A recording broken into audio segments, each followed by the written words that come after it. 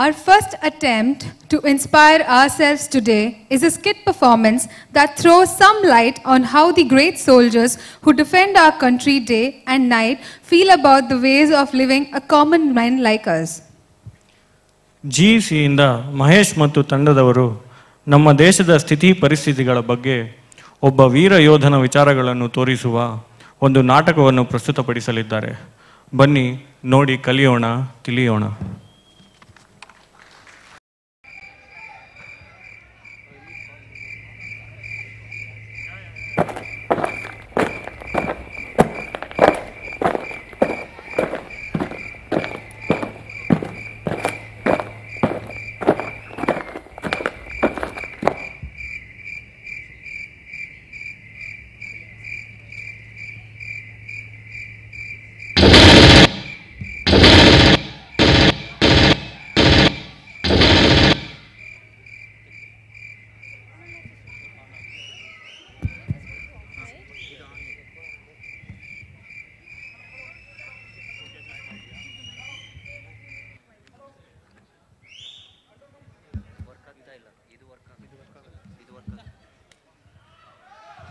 Hello.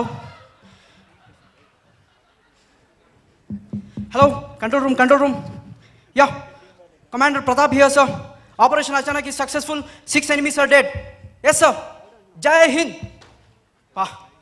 Operation Achanak mugitu. ಆರಾಮಾಗಿ ಊರ ಕಡೆ ಹೋಗಿ ಬಂದ್ಬಿಡ್ಬೋದು ಇವಾಗ. ವಾವ್.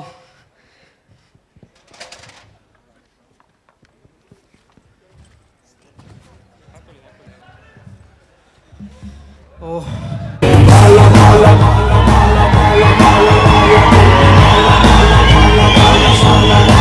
Side please.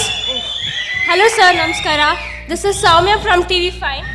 ನೀವು ಬರ್ತಿರೋ ಸ್ಪೀಡ್ ನೋಡ್ರೆ ಗೊತ್ತಾಯ್ತು ಬಿಡಿ, TV5 ನಿಂದನೇ ಬಂದಿರ್ತೀರಾ ಅಂತ. ಹೇಗಿದ್ದೀರಾ ಸರ್? ನಾವು ಚೆನ್ನಾಗಿದ್ದೀವಿ. ನೀವು ಹೇಗಿದ್ದೀರಾ? ನಾವು ತುಂಬಾ ಚೆನ್ನಾಗಿದ್ದೀವಿ ಸರ್. ಮತ್ತೆ ನಿಮ್ ರೀಸೆಂಟ್ ಆಗಿ MLA ಸಾಹೇಬ್ರು ಭಾರಿ ಕೌಂಟಿಂಗ್ ಇಂದ ಎಲೆಕ್ಷನ್ ಗೆದ್ದಿದ್ದೀರಾ, ಅದ್ರ ಬಗ್ಗೆ ನಮ್ಮ ವೀಕ್ಷಕರಿಗೆ ಸ್ವಲ್ಪ ಹೇಳಿ. ಗೆಲ್ಲೋದೆಲ್ಲ ಮಾಮೂಲಿ ಇರಿ ನಮ್ಮ ಜೀವನದಲ್ಲಿ.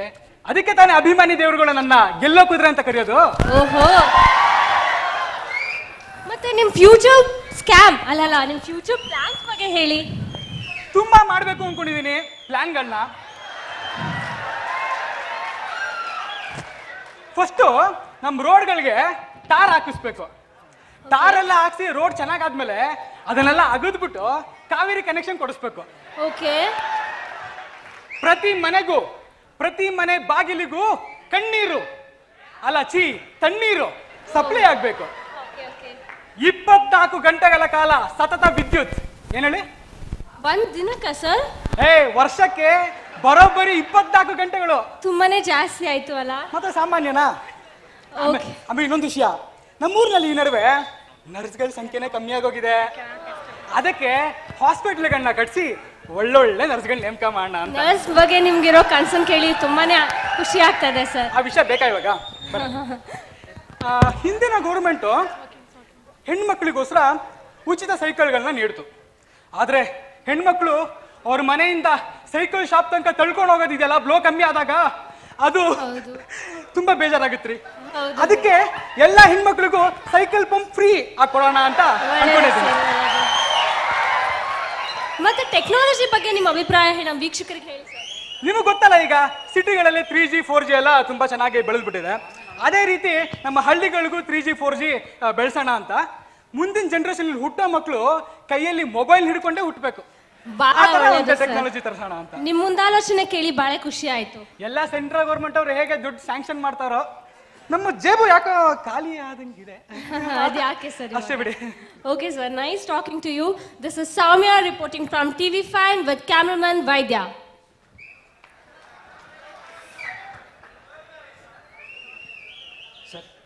ಸರ್ ಏನಪ್ಪ? ಒಂದು ಬಾರ್ ಲೈಸೆನ್ಸ್ ಬೇಕಾಗಿತ್ತು ಸರ್. ಬಾರ್ ಲೈಸೆನ್ಸಾ? ಅದಕ್ಕೆಲ್ಲ ಟೈಮ್ ಇಲ್ಲ ನಂಗೀಗ. ತುಂಬಾ ಪ್ರೊಸೀಜರ್ ಆಗುತ್ತೆ ಅದಕ್ಕೆಲ್ಲ. PA ಕೊಡು, ಮುಂದಿನ ತಿಂಗಳು ಬಾ. ಲಾಸ್ಟ್ ಟೈಮ್ ಹಿಂದೆ ಹೇಳ್ತಾ ಇಲ್ಲ ಮುಂದಿನ. ಯಾ ಟೆಲ್ ಮಿ.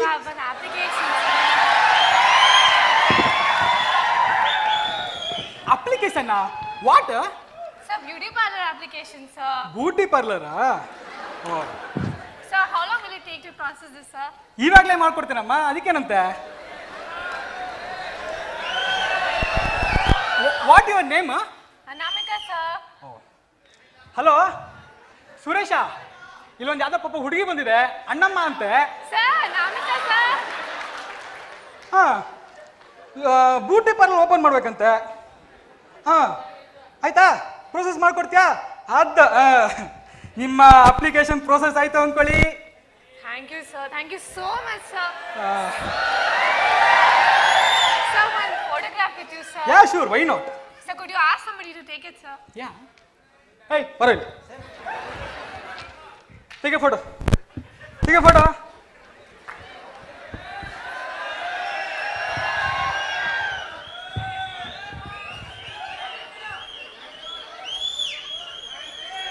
ಹಾ, ಬಂತ ಫೋಟೋ ಕರೆಕ್ಟಾಗಿ?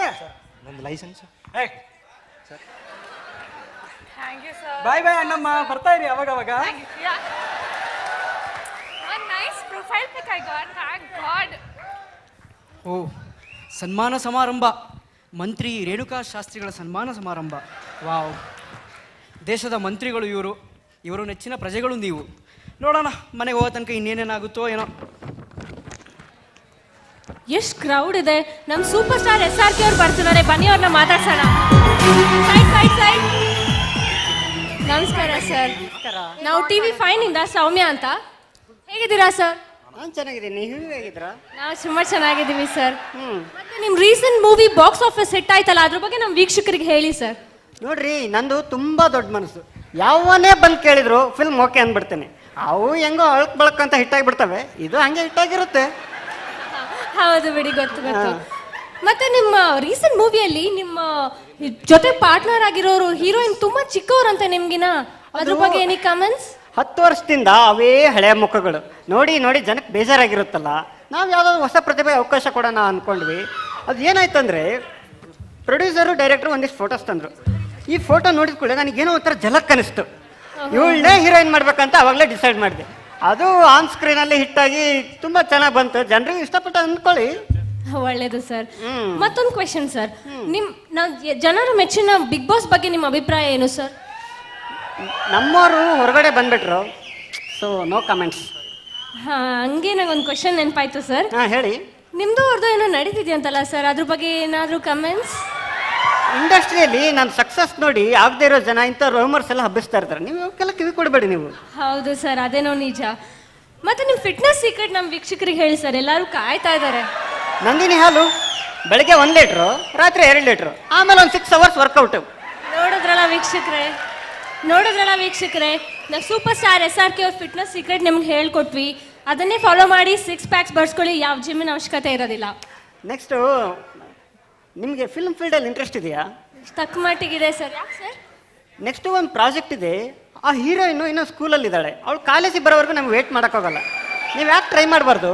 ಖಂಡಿತ ಸರ್, ಖಂಡಿತ. Thank you sir, nice talking to you. Yeah, thanks. This is Soumya reporting from TV5 with cameraman Vaidya. Sir, ಒಂದು autograph sir.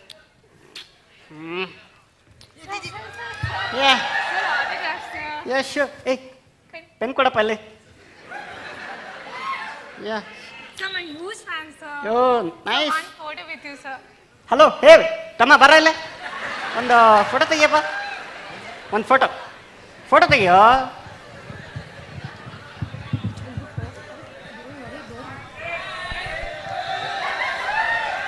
Let's have a look. It is nice. Thank you, sir. Thank you so much, sir. 100 likes for sure for this photo. ಓ, celebrity SRK ನಮ್ಮ ದೇಶದ ಸಂಸ್ಕೃತಿ, ನಮ್ಮ ದೇಶದ ಪರಂಪರೆಗಳನ್ನು ವಿದೇಶಗಳಲ್ಲಿ ಇವರ picture ಮುಖಾಂತರ ತೋರಿಸಿ ನಮ್ಮ ದೇಶ ಗ್ರೇಟ್ ಅಂತ ಹೇಳ್ಕೊಡೋಂಥ ಸೆಲೆಬ್ರಿಟಿಗಳು ಇವರು. ಸೆಲೆಬ್ರಿಟಿ SRK ಬಾರ್ಡ್ರಿಂದ ಮನೆಗೆ ಹೋಗಿ ಬರೋದ್ರೊಳಗೆ ಏನೇನೆಲ್ಲ ಆಗೋಗಿದೆಯಪ್ಪ.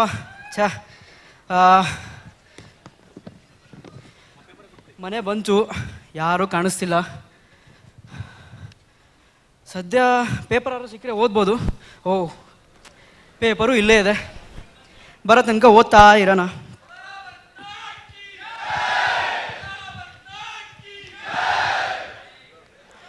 ಇದು ಸಿನಿಮಾ ಪಿಕ್ಚರು, ನಮಗೆ ಬೇಡ.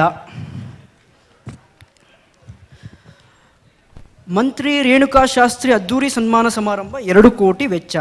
ಓ, ಏನೋ ದೇಶಕ್ಕೆ ಉಪಯೋಗ ಆಗೋಂಥ ಕೆಲಸ ಮಾಡಿದರೆ 2 ಕೋಟಿ ಖರ್ಚು ಮಾಡಿಬಿಟ್ಟು ಸನ್ಮಾನ ಸಮಾರಂಭ ಇಟ್ಕೊಂಡಿದ್ದಾರೆ. ಇರಲಿ, ನಮ್ಮ ಬಾರ್ಡರ್ ವಿಷಯ ಏನಾರು ಹಿಂದ್ಗಡೆ ಇದೆಯಾ ನೋಡೋಣ.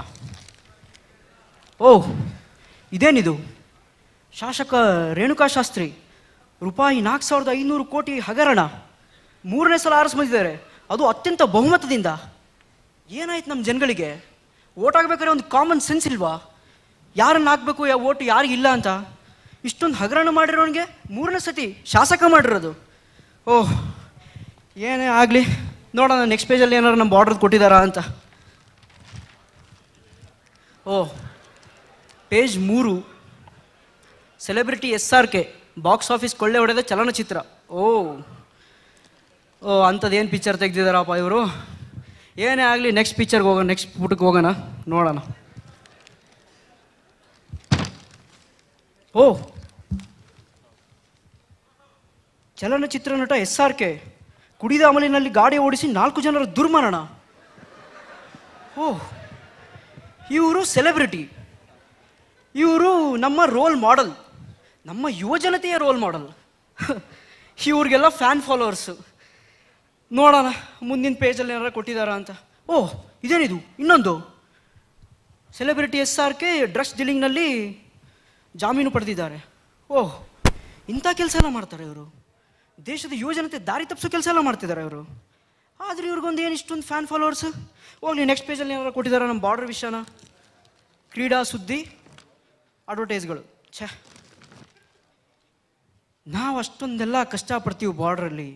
ನಮ್ಮ ಆಸೆ ಆಕಾಂಕ್ಷೆ, ನಮ್ಮ ಅಪ್ಪ ಅಮ್ಮ ಬಂಧು ಬಳಗ ಎಲ್ಲನೂ ತ್ಯಾಗ ಮಾಡಿ ಹಗಲು ರಾತ್ರಿ ಎಂದೆ, ಊಟ ತಿಂಡಿ ಇಲ್ಲದೆ, ನಿದ್ದೆ ಇಲ್ಲದೆ, ಕಲ್ಲು ಮಣ್ಣು ಎಲ್ಲನೂ ತುಳ್ಕೊಂಡು ಬಾರ್ಡ್ರಲ್ಲಿ ಎಲ್ಲಿ ಬಿದ್ದು ಏನು ಮಾಡ್ತಿರ್ತೀವೋ ನಮಗೆ ಗೊತ್ತಿಲ್ಲ.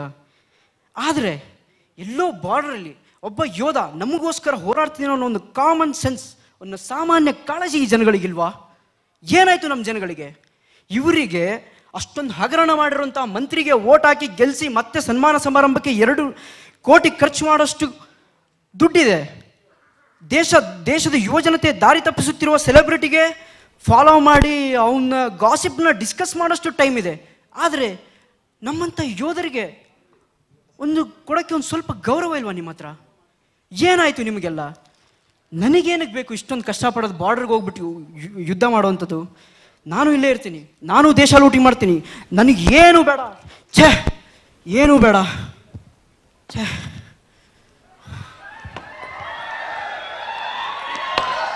ಮಗ ಮಹೇಶ, ಮಗ ಮಹೇಶ. ಓಹ್ ಅಜ್ಜಿ, ಬನ್ನಿ ಅಜ್ಜಿ. ಹೇಗಿದ್ಯಪ್ಪ? ಚೆನ್ನಾಗಿದ್ದೀನಿ ಅಜ್ಜಿ. ಕೂತ್ಕೊಳ್ಳಿ ಅಜ್ಜಿ, ಕೂತ್ಕೊಳ್ಳಿ ಅಜ್ಜಿ. ಚೆನ್ನಾಗಿದ್ದೀರಾ ಅಜ್ಜಿ? ನೋಡಪ್ಪ ಹಿಂಗಿದ್ದೀನಿ. ತಗೋ ಮಗ ಸ್ವೀಟ್. ನೀನ್ ಬರ್ತೀಯ ಅಂತ ಗೊತ್ತಾಗಿ ಮಾಡ್ಕೊಂಡು ಬಂದೆ. ನಿಂಗಲ್ಲೆಲ್ಲ ಇವೆಲ್ಲ ತಿನ್ನಕ್ ಸಿಗುತ್ತೋ ಇಲ್ವೋ? ನೀವು ಸ್ವೀಟ್ ತಂದಿರೋದು ನೋಡಿ ನನಗೆ ತುಂಬ ಖುಷಿ ಆಯಿತು ಅಜ್ಜಿ. ಅಟ್ಲೀಸ್ಟ್ ನನ್ನನ್ನು ಕಾಳಜಿ ಮಾಡೋಕ್ಕೆ ನೀವು ಒಬ್ಬರಾದ್ರೂ ಇದ್ದೀರಲ್ಲ. ಅಲ್ಲ ಕಣಪ್ಪ, ಯಾಕೆ ಇಷ್ಟೊಂದು ಸಬ್ಗಿದ್ಯಲ್ಲ? ಏನು ಮಾಡೋದಜ್ಜಿ, ನಿನ್ನೆ ಬಾರ್ಡ್ರಲ್ಲೆಲ್ಲ ಯುದ್ಧ ಮಾಡಿ ಬಂದೆ. ಇವತ್ತು ಪೇಪರ್ ಓದ್ತಾ ಇದ್ದೀನಿ, ಸ್ಕ್ಯಾಮು, ಆ ಸೆಲೆಬ್ರಿಟಿ ಫ್ಯಾನು ಇವೇ ನೋಡಿ ಬೇಜಾರಾಯಿತು. ನಮ್ಗಳ ಬಗ್ಗೆ ಈ ಜಗತ್ತಿಗೆ ತಿಳ್ಸೋಕ್ಕೆ ಒಬ್ಬರು ಇಲ್ಲೇ ಇಲ್ವಾ? ಏನಾಯಿತು ಅಂತ ಅದಕ್ಕೆ ಸಿಕ್ಕಾಬಡೆ ಬೇಜಾರಾಗಿ ನಾನು ಬಾರ್ಡ್ರಿಗೆ ಹೋಗೋದು ಬೇಡ ಅಂತ ಡಿಸೈಡ್ ಮಾಡಿದ್ದೀನಿ ಅಜ್ಜಿ. ಅಲ್ಲ ಕಣೋ ಮಗ, ಇಷ್ಟು ಚಿಕ್ಕ ವಿಷಯಕ್ಕೆ ನೀನು ಇಷ್ಟೊಂದು ಯೋಚನೆ ಮಾಡ್ತಿದ್ಯಲ್ಲ. ನಿಮ್ಮಂಥ ಸೈನಿಕರು ಇರೋದ್ರಿಂದಲೇ ನಾವೆಲ್ಲರೂ ಇಲ್ಲಿ ಸುಖವಾಗಿದ್ದೀವಿ. ಆಗ್ಲೂ ರಾತ್ರಿ ಅಂದೆ ಇವೆಲ್ಲ ದುಡಿತಿರೋದಕ್ಕೆ ಬಾರ್ಡ್ರಲ್ಲಿ ನಾವುಗಳು ದಿನ ನೆಮ್ಮದಿಯಿಂದ ನಿದ್ದೆ ಮಾಡ್ತಿದ್ದೀವಿ. ನಿಮ್ಮಪ್ಪ ಅಮ್ಮನ್ಗೆ ಅವ್ರ ಹೊರಗಡೆ ಹೋದಾಗ ಹೆಂಗ್ ಗೌರವ ಸಿಗದ್ ಗೊತ್ತಾ ಮಗ? ನಮ್ಮ ಶಾಲೆಗಳಲ್ಲಿ ಮಕ್ಕಳಿಗೆ ಆದ್ರೆ ನಮ್ಮ ಮಹೇಶನಂಗಿರ್ಬೇಕು ಅಂತ ಮಾದರಿ ಕೊಡ್ತಾರೆ. ಅದಲ್ದಲೆ ನಮ್ಮ ಹಳ್ಳಿಯ ಹೆಮ್ಮೆಯ ಮಗ ಕಣಪ್ಪ ನೀನು. ಇಷ್ಟೊಂದೆಲ್ಲ ಮರ್ತೋಯ್ತಾ ನಿನ್ಗೆ? ಅಜ್ಜಿ, ನೀವು ನನ್ನ ಕಣ್ ತೆರೆಸ್ಬಿಟ್ರೆ ಅಜ್ಜಿ. ನಿಮಗಿರೋ ಒಂದು ಸಾಮಾನ್ಯ ಜ್ಞಾನ ನನ್ನ ದೇಶದ ಪ್ರಜೆಗಳಿಗಿದ್ದಿದ್ರೆ ಇವತ್ತು ನಾನು ಹೆಮ್ಮೆಯಿಂದ ಯುದ್ಧ ಮಾಡ್ತಿದ್ದೆ ನನ್ನ ಬಾರ್ಡ್ರಲ್ಲಿ. ಛೇ, ನಾನು ಎಲ್ಲರ ಥರ ದೇಶ ಲೂಟಿ ಮಾಡಬೇಕು ಅಂತ ಅಂದೆ. ತಪ್ಪಾಯಿತು ಭಾರತ ಮಾತೆ. ನಾನು ಮತ್ತೆ ಹೋಗ್ತೀನಿ ಬಾರ್ಡರ್ಗೆ, ಮತ್ತೆ ಯುದ್ಧ ಮಾಡ್ತೀನಿ. ಯಾವನೋ ಸ್ಕ್ಯಾಮ್ ಮಾಡಿದಾನೆ ಅಂತ ಅವನಿಗೋಸ್ಕರ ಅಲ್ಲ, ಯಾವನೋ ಸೆಲೆಬ್ರಿಟಿ ಥರ ಮೆರೆದು ದೇಶದ ಜನರ ದಾರಿ ತಪ್ಪಿಸಿದಾರ ಅವ್ರಿಗೋಸ್ಕರ ಅಲ್ಲ. ಭಾರತದ ಯೋಧರ ಬಗ್ಗೆ ಗೌರವ ಇಟ್ಟುಕೊಂಡಿರುವಂಥವ್ರಿಗೋಸ್ಕರ ನಾನು ಹೋರಾಡ್ತೀನಿ.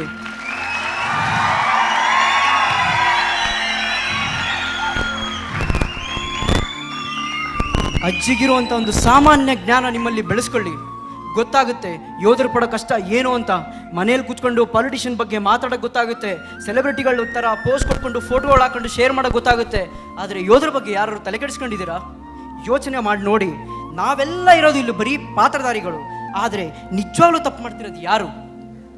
ಮೂರು ಸಲ ಗೆದ್ಬಿಟ್ಟು ಮತ್ತೆ ಇಲ್ಲದೆ ಇರೋ ಯೋಜನೆಗಳನ್ನ ತಂದು ದೇಶದ ಜನರನ್ನ ದೇಶನ ಲೂಟಿ ಮಾಡ್ತಿರೋ ಆ ಪಾಲಿಟಿಷಿಯನ್ನ, ಅಥವಾ ದೇಶದ ಯುವಜನತೆಯ ದಾರಿ ತಪ್ಪಿಸಿ ನಾನು ಮಾಡಿದ್ದೇ ಸರಿ, ನಾನು ಮಾಡಿದ್ದೇ ಫ್ಯಾಷನ್ ಅಂತ ಮೆರಿತಿರೋ ಈ ಸೆಲೆಬ್ರಿಟಿನ, ಅಥವಾ ಇವ್ರುಗಳ ಹಿಂದೆ ಆಟೋಗ್ರಾಫ್ ಹಿಡ್ಕೊಂಡು ಅಲಿತಿರೋ ಅಂತ ಈ ಫ್ಯಾನ್ ಫಾಲೋವರ್ಸಾ, ಅಥವಾ ಇವ್ರು ಎಲ್ಲೋ ಮೂಲೆಯಲ್ಲಿದ್ರು ಇವ್ರನ್ನ ಹೈಲೈಟ್ ಮಾಡ್ತಿರೋಂಥ ಈ ಪ್ರೆಸ್ ರಿಪೋರ್ಟರ್ಸಾ?